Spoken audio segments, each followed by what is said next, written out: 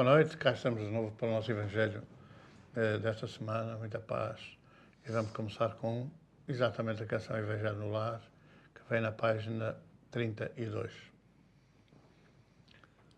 A vinda de Jesus ao Evangelho no lar é sol, feixe de luz, é raio de luar.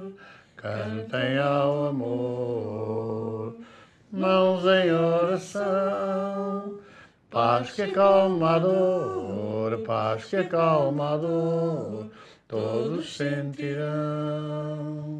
sentados à mesa deste nosso lar, como chama acesa, vamos irradiar pensamento em Deus, que conosco está.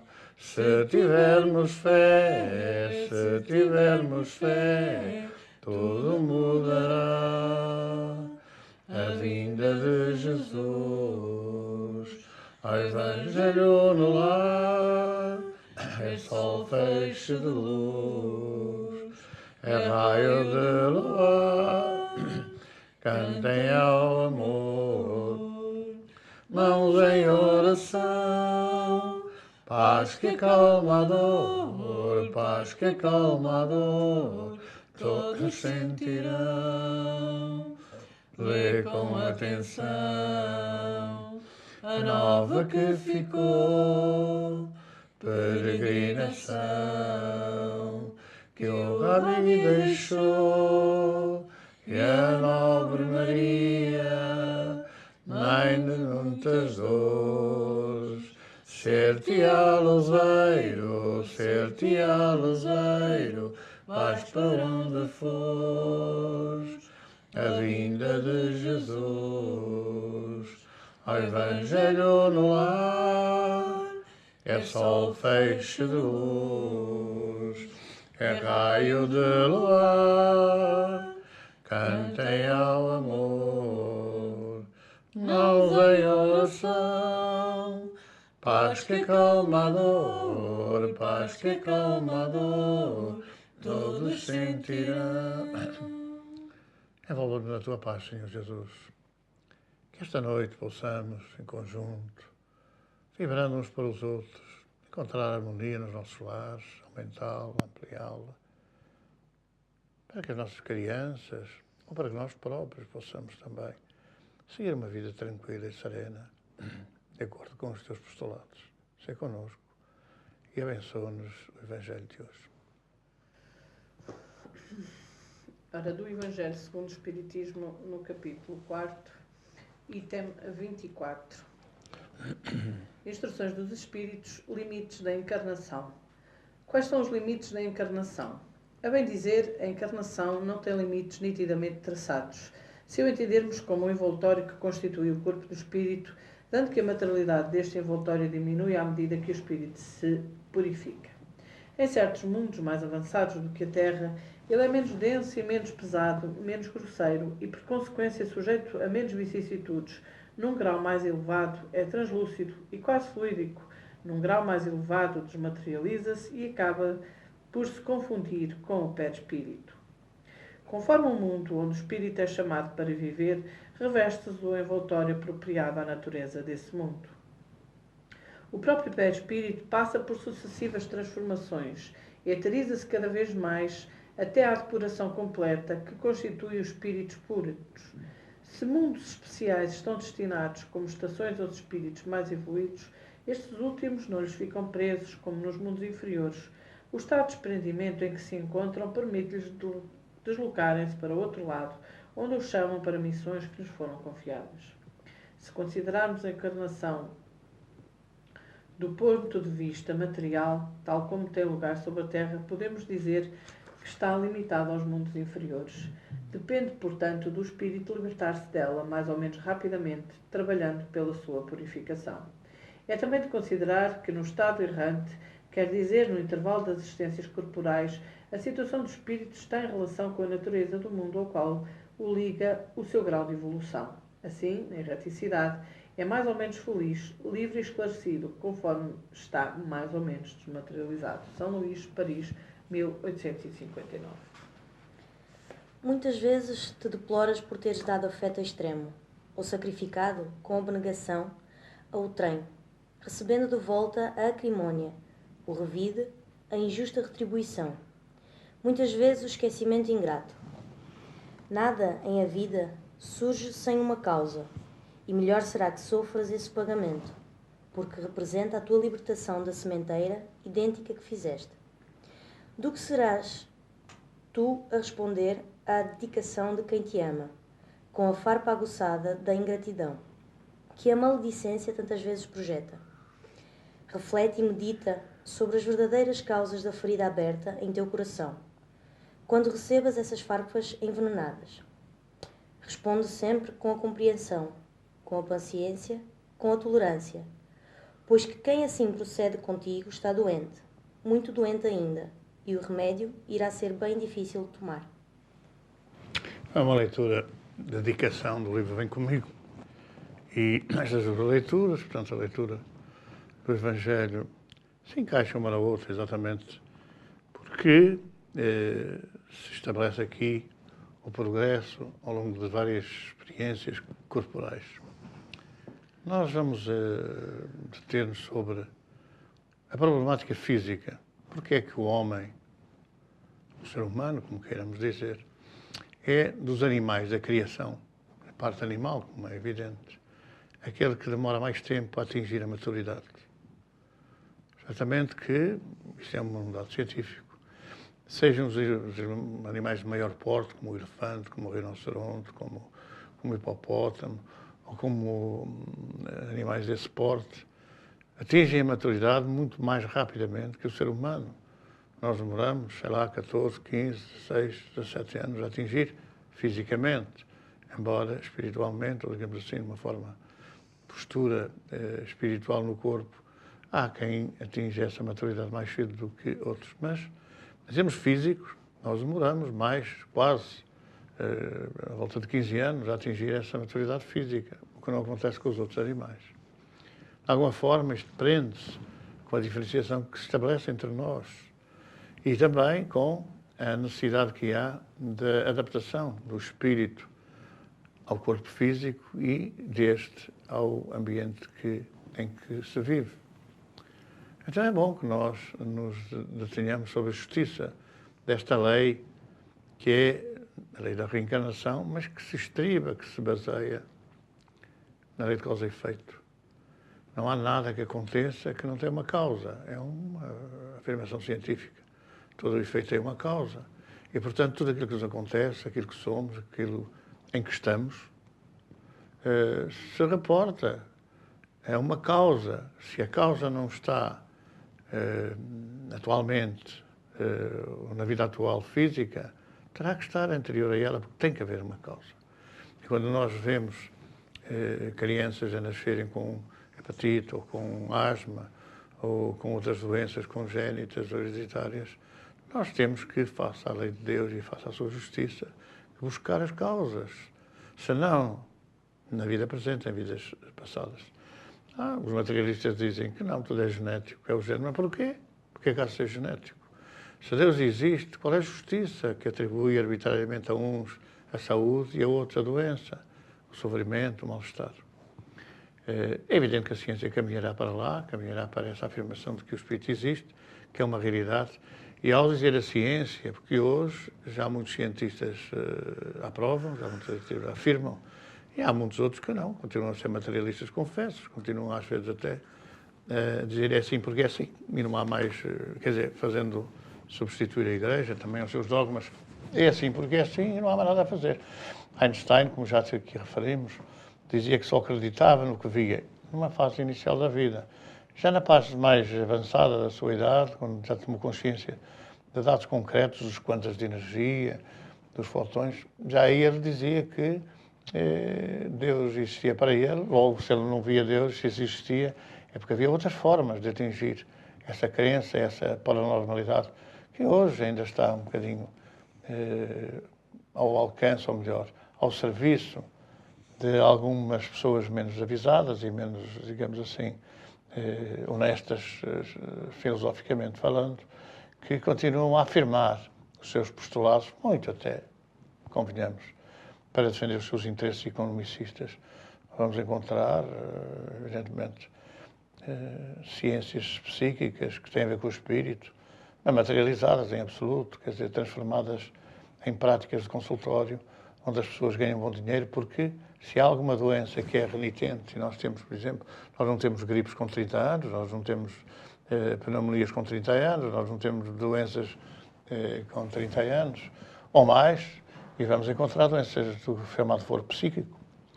Com mais disso, pessoas que andam toda a vida a tomar medicamentos antidepressivos, calmantes, ansiolíticos, e não se vê forma de resolver o problema, porquanto esses medicamentos não vão ao cerne da questão, que é a psique, que é o espírito. Para, quase que diria, para doenças físicas, medicamentos físicos, para doenças espirituais, medicamentos espirituais.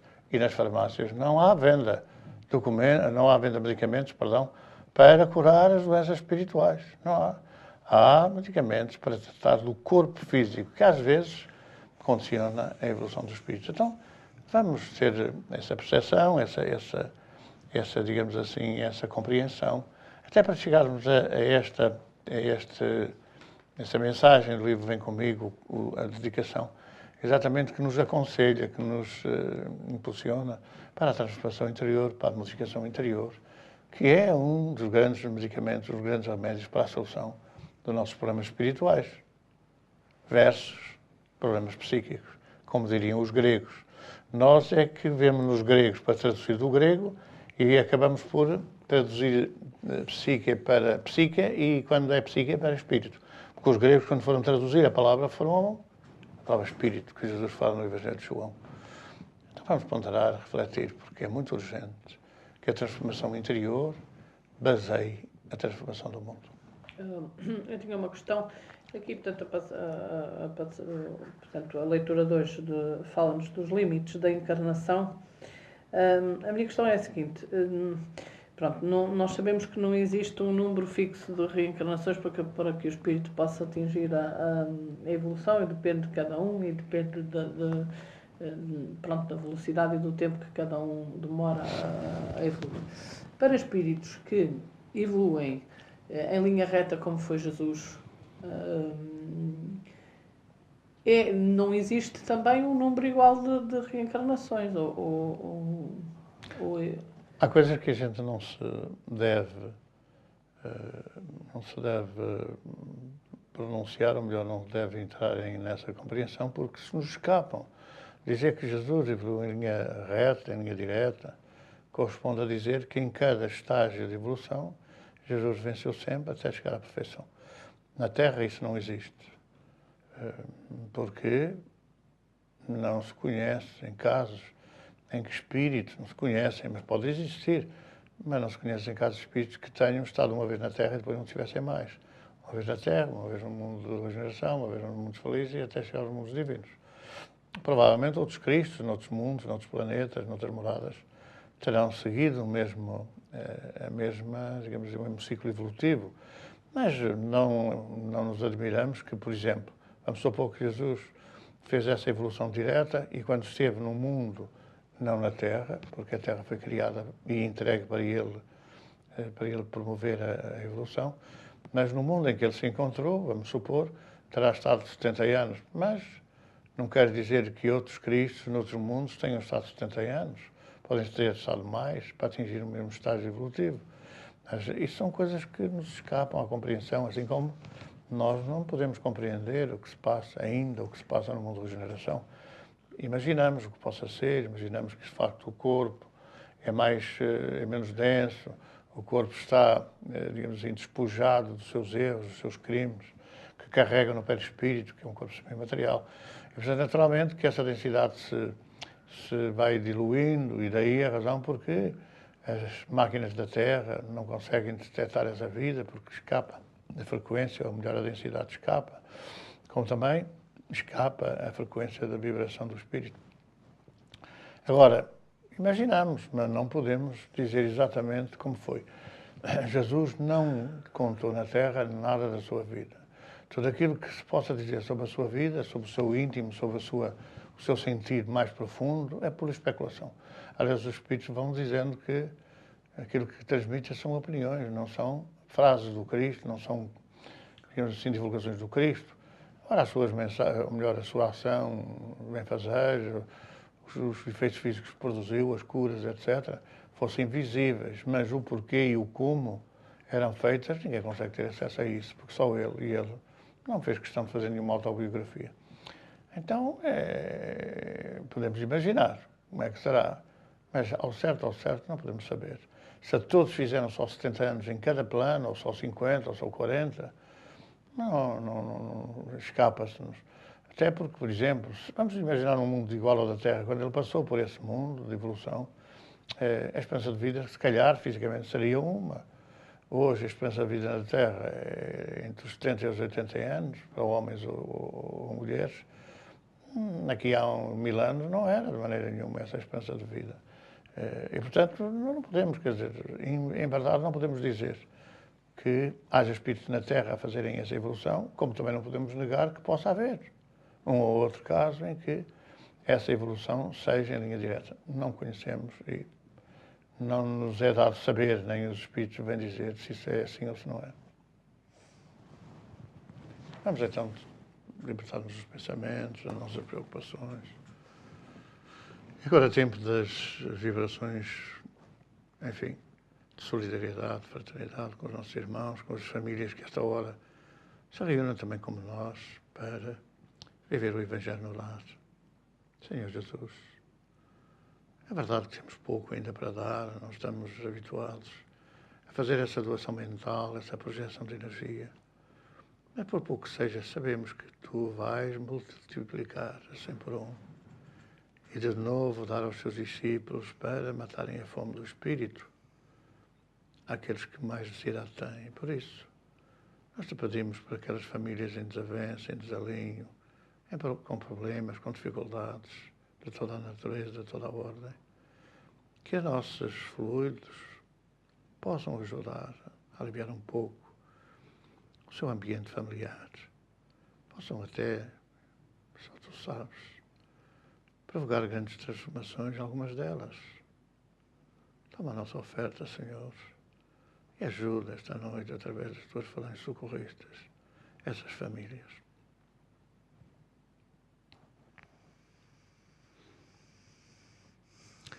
Vamos então cantar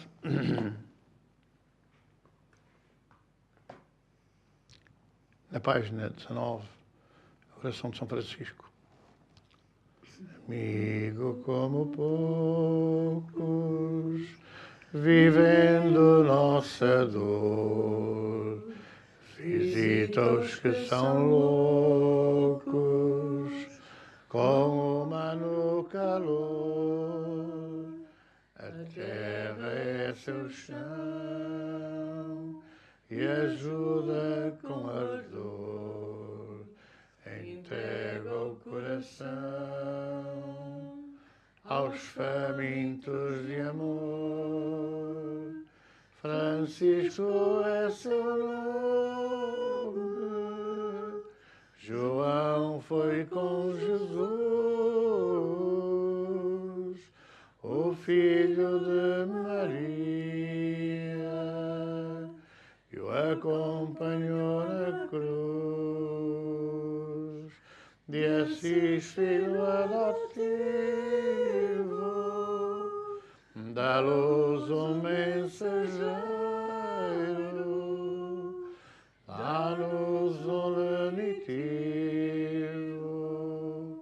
irmão e companheiro. Dos pobres foste irmão, dos tristes alegria, dos sós a companhia, o meditar do são.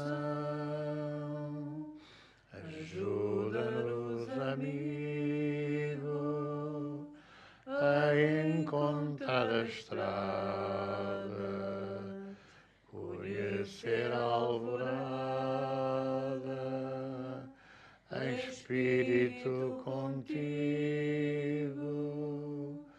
Francisco, meu irmão,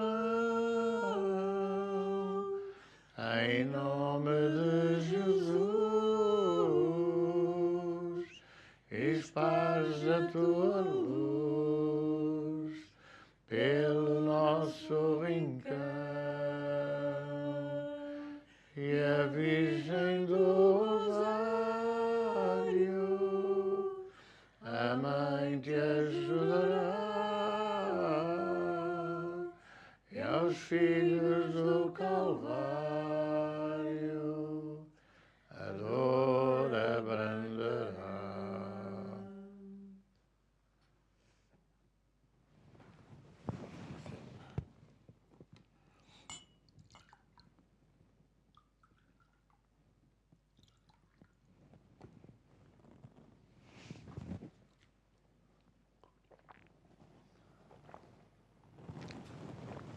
Chegamos ao fim do nosso Evangelho de hoje. Muita paz, harmonia. Que Deus os abençoe e até à próxima semana, se Deus quiser.